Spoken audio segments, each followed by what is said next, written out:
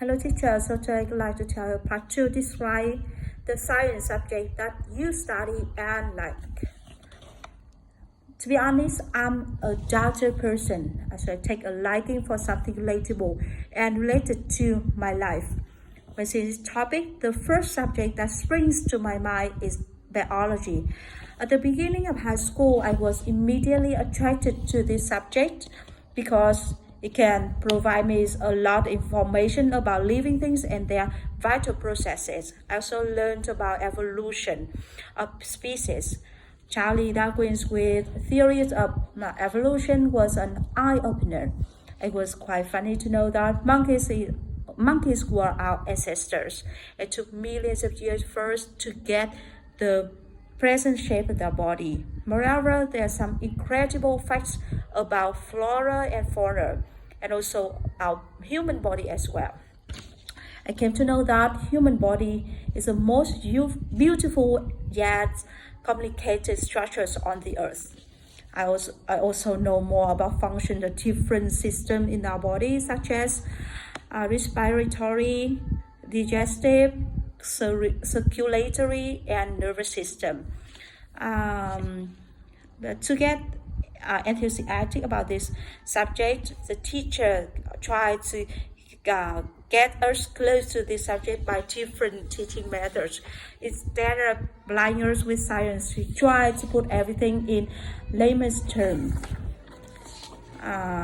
Therefore, she can motivate us in discovering very interesting facts about this subject.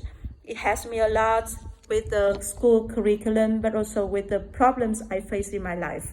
It comes in handy to me when I know how to explain women's problem by the theory of reproductive system composed of the male and female sex organs. So I can know and explain deeply about how to be on my period or be pregnant. Yes, that's all. Part 3, should all people study science? Definitely, science is really important in our life, so people should use a certain knowledge about science. With the help of technology and science, people can make their daily work easier.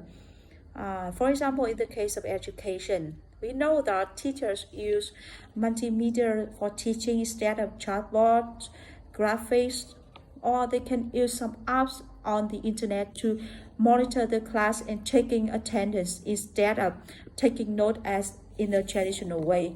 And definitely it is a way to save time in the classroom. So what do you think about the next technological advancement in the future? Can you give some examples?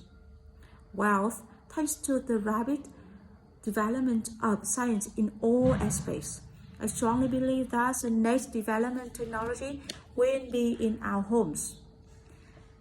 This is because of the fact that there are more and more smartphone applications being introduced.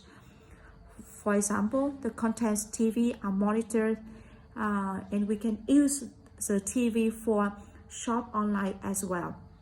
The second example is a robot. As we know, people can use robots as to work as a guard to protect and monitor our house.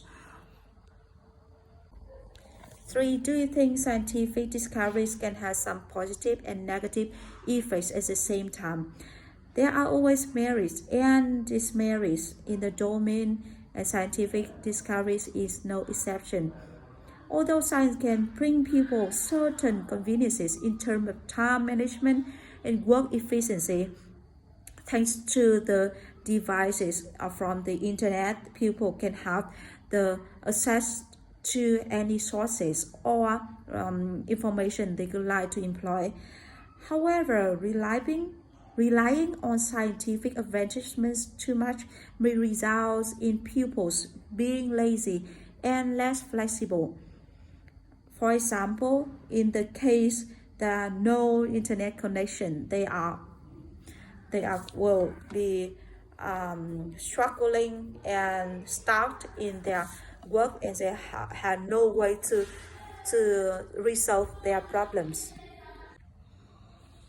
4. It's the government's responsibility to encourage science study. I strongly believe that to motivate people in terms of studying science, the biggest responsibility belongs to the government. This is because of the fact that the government is always accountable for the public based on the tax they paid and contributed to the government.